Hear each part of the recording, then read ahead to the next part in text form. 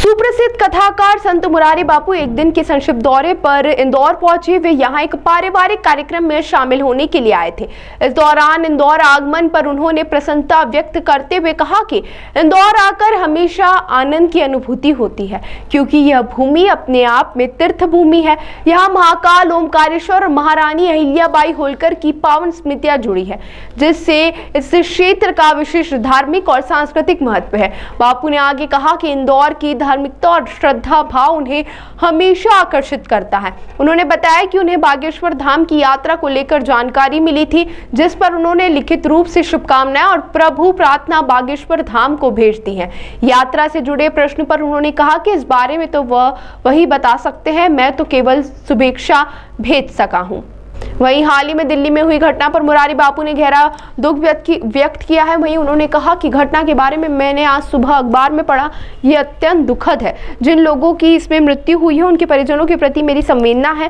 बापू ने कहा कि समाज को बहुत सतर्क और सजग रहना पड़ेगा, क्योंकि कब क्या हो जाए कहा नहीं जा सकता। उन्होंने कहा कि ऐसी घटनाएं मन को पीड़ा देती हैं और सभी को मानवता और शांति के मार्ग पर चलने की प्रेरणा लेनी चाहिए। संक्षिप्त प्रवास के बाद मुरारी बापू देर शाम इंदौर से आगे के लिए रवाना हो गए। मैं अपने पारिवारिक कारण से यहाँ आया हूँ। हमारे एक माताजी का निर्वाण हुआ, तो इसीलिए मैं खास करके परिवार, फिर भी यहाँ आने का एक प्रसन्नता तो होती है।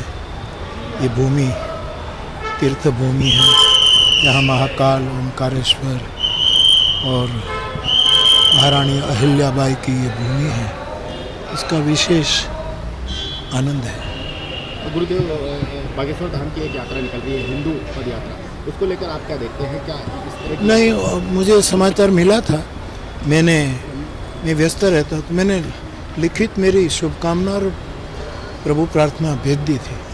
इस तरह की यात्रा निकलना चाहिए देश भर में, जिस तरह से। अब वो तो वही बता सकते हैं।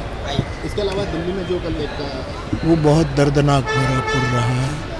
बहुत जो मृतक हुए हैं उसके लिए मेरी श्रद्धांजलि, उसके परिवारजनों के लिए मेरी दिलसोजी, और जो इंजर्ड हैं वो जल्दी स्वस्थ हो जाए। लेकिन भारत बहुत सतर्क रहना पड़ेगा, क्योंकि कब क्या हो पता नहीं लगता। तो ऐसी घटनाएं पीड़ा देती है। जिन लोगों के नाम आ रहे हैं उस पर ना, मैंने तो आज सुबह अखबार में ही पढ़ा, और विगत मेरे पास नहीं है। बहुत बहुत धन्यवाद।